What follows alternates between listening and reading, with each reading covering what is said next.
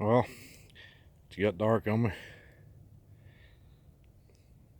and I've got the campfire going here at camp, and I got my container. I'm gonna boil some water and do some beef stroganoff with noodles, old freeze-dried food. I don't know if you can see much of this, but got camp set up. It's hard to really see, but got my in bar country, so I've got little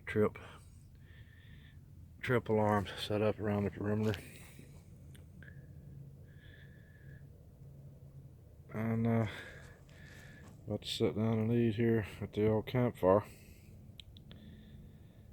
here shortly.